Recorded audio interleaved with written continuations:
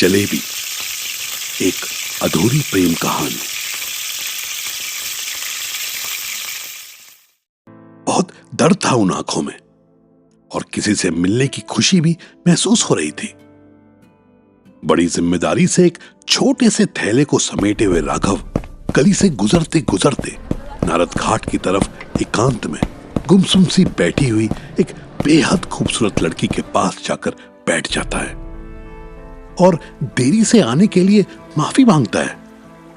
राघव की बात सुनकर वो लड़की शिकायत भरी नजर से देखते हुए कहती है कि राघव, तुम्हारा तो रोज का हो गया है, तुम कभी भी नहीं सुधर सकते।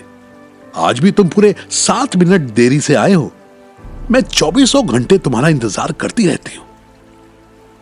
उस लड़की की शिकायत भरी बातें सुनकर राघव उसका हाथ पकड़कर उसे मनाने लगता है।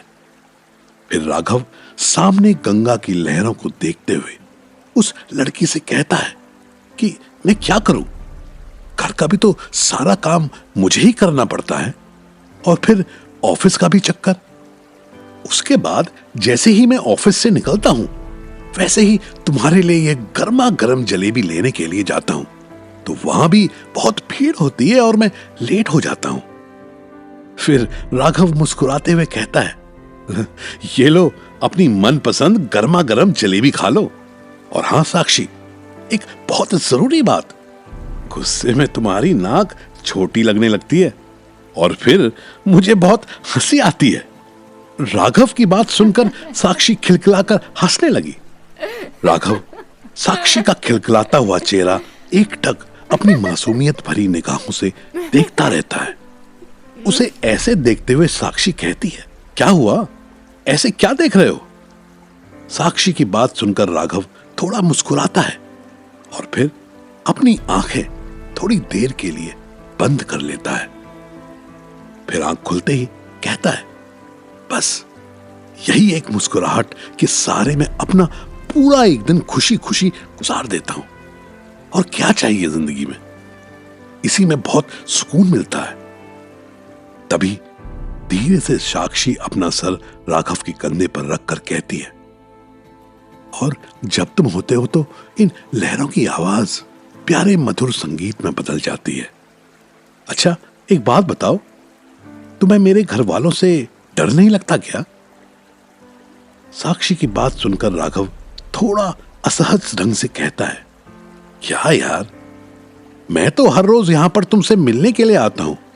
हाँ, पहले मुझे बहुत डर लगता था पर अब बिल्कुल भी नहीं लगता। और वैसे भी तुम्हारा भाई तो जेल में अपनी बहन की हत्या करने के जुर्म में सजा काट रहा है। आखिर क्या कसूर था उसकी बहन का? उसको एक मौका तो देना चाहिए था अपनी बात कहने का। आखिरकार क्या कुछ हासिल हुआ उसे? राघव बेटा, राघव बेटा। जी बाबा, राघव धीमे से कहता है, जैसे किसी ने उसे नींद से जगा दिया हो। वहीं पास में फूल की दुकान पर बैठने वाला आदमी राघव से पूछता है, बेटा, मैं तुम्हें रोज देखता हूं, तुम यहां हर रोज इसी समय पर जलेबी लेकर आते हो और फिर अकेले काफी देर तक बैठे रहते हो। तुम यहां पर किससे बातें करते हो? यहां पर तो कोई भी नहीं है। दुकानदार की बात सुनकर राघव की आंखें भर जाती हैं। ऐसा लगा जैसे शाम की आंखों से बरसात के मौसम में उफनाई हुई गंगा की लहरें हिचकोले खा रही हों। पर अपने आंसुओं को चोरी छिपे पोंछते हुए लड़खड़ाती हुई आवाज में राघव कहता है कि बाबा, मैं यहां पर खुद से मिलने और बातें करने के लिए आता हूं।